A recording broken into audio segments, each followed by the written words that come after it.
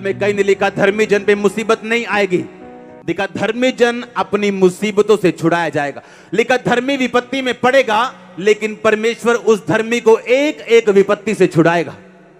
Hallelujah. कोई महारोग तेरे निकट नहीं आएगा। अगर आपको मालूम है ये वचन आपके लिए है, आप इसे अंगीकार करोगे, और जब अंगीकार करोगे आप उद्धार को, हीलिंग को, डिलीवरेंस को अपने और अपने परिवार की पाओगे यीशु मसीह के नाम में। कर आमीन ऊंचा। पर अगर आपको वचनों का मालूम नहीं, आप बेचारे क्रिश्चियन की तरह हो। शैतान जिसे कभी भी हिट मार सकता है, कभी भी उसके साथ गेम खेल सकता है, लेकिन आपको अगर वचन की नॉलेज है, आपको मालूम है कि तेरे निकट 1000 तेरी दाहिनी और 10,000 गिरेंगे। वो रसौली जो तेरे निकट 1000 को मार दिया, वो कैंसर तेरे निकट जो 10,000 को मार दिया, वो तेरे को मार ना पाएगी, परमेश्वर का आत्मा कहते हैं।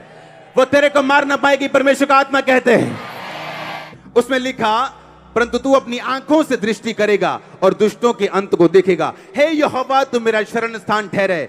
तूने जो परम प्रधान को अपना धाम मान लिया है, इसलिए कोई विपत्ति तुझ पर ना पड़ेगी, ना कोई दुख तेरे डेरे के निकट आएगा, क्योंकि वह अपने दूतों को तेरे निमित्त आज्ञा देगा कि जहां कहीं तू जाए वो तेरी रक्षा करे। आपको दूतों का मतलब समझ होना चाहिए।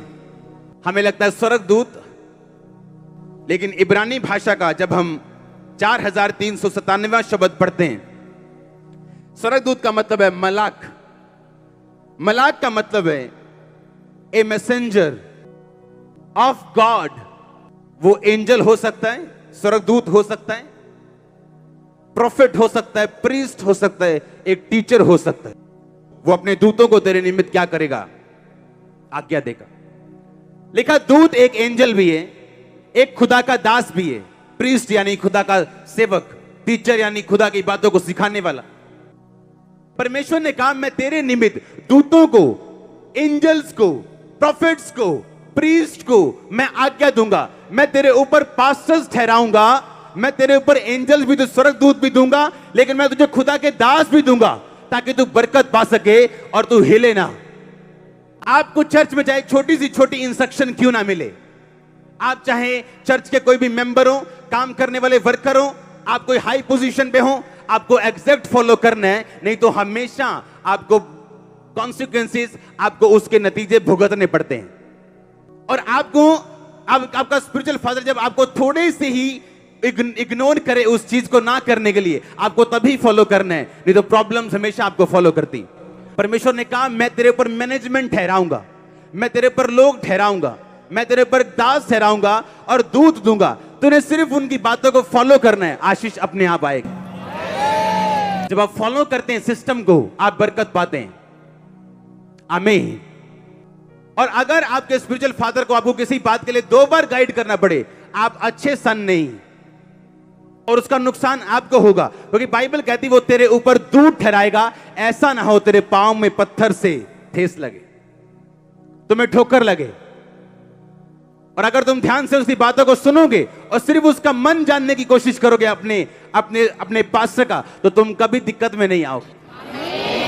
बाइबल कहती है उसको परमेश्वर ने खड़ा किया, उसके मन को परमेश्वर ने मसा किया, उसके होठों पे परमेश्वर ने उसको मसा किया। उसके शब्द राजाओं के शब्द हैं जो बिना फल के वापस नहीं आएंगे। और बाइबल कहती है परमेश्वर ने बुद्धि दी है हमें, वचन दिया है हमें।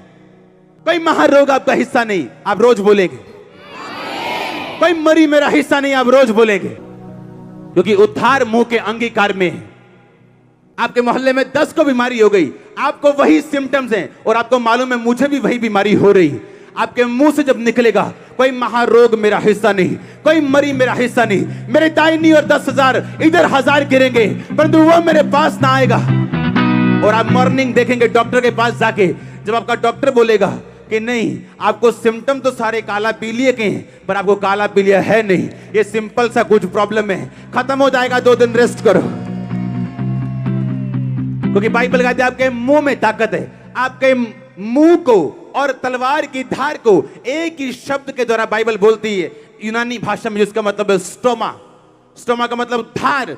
आपका मुंह एक तलवार की धार की तरह है, जो बीमारियां काट सकता है, गरीबी काट सकता है, सिचुएशंस को काट सकता है, अगर आप उसे सही तरीके से इस्तेमाल करें तो। हालेलुया।